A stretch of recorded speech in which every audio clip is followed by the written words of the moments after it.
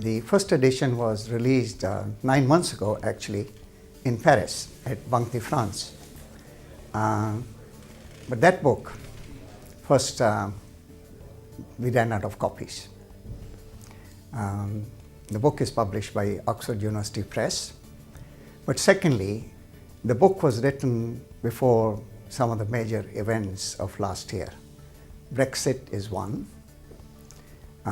There was a much stronger recession in Latin America, as you well know, than we had realized when the book was written.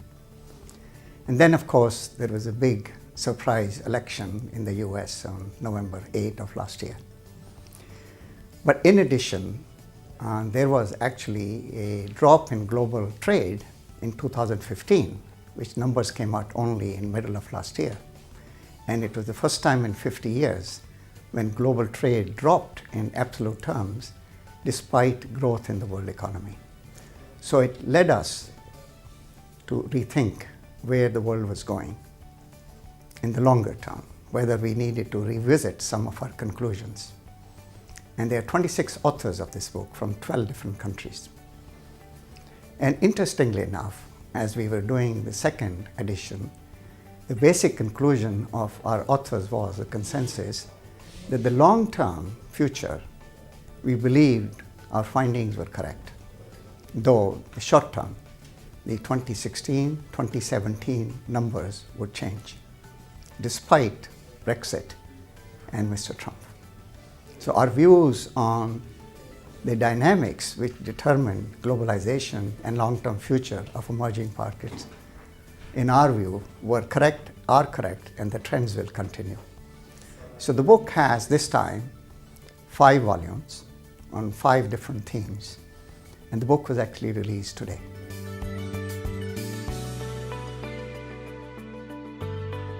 Well, I think there are 4 points. Mr. Kamdesu, who summarized the book very well in my view, who is our co-chairman along with Enrique Garcia, and these 2 gentlemen were the main inspiration of the book, and I must give credit to them.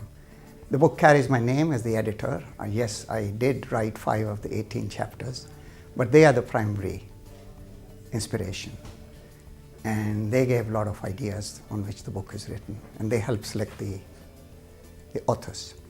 So there are 5 main takeaways. 1, we expect the global growth to continue with ups and downs, which we have seen already in the last year. We will see ups and downs at the rate of globalization, but the basic trends will continue the way they have happened in the last 50 years. But the growth will be mainly in emerging markets. We see slowing down, particularly in Europe. We see aging of populations in much of the world, including in Asia, unlike in the past. The only region which will continue to see high growth in population will be Africa. There will be urbanization mainly in Asia and Africa, but as you probably know, Latin America is already more urbanized than even Europe. So much of the world will be urbanizing. So 1, the growth rate of the world economy will continue, but this time driven by emerging markets. But over time, the growth will taper. Instead of 5%, it currently is 4% roughly, and it will taper down to about 3% by 2050. But it will be still positive growth. Second, as I mentioned, the growth will be driven by emerging markets, mainly in Asia. We hope and pray that Latin America and Africa will catch up. And that's a big challenge for Latin America, not to become stagnant, in a stagnant population growth. Third, there's some big issues coming in front of us. Inequality and issues of climate change and how to protect the environment and preserve the environment. On inequality, there's a very important chapter by President Toledo, former president of Peru. But it's not an issue only of emerging markets.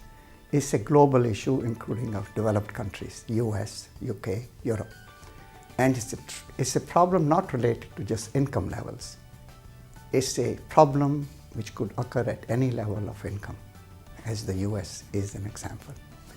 And it's a serious problem which must be tackled by each and every country.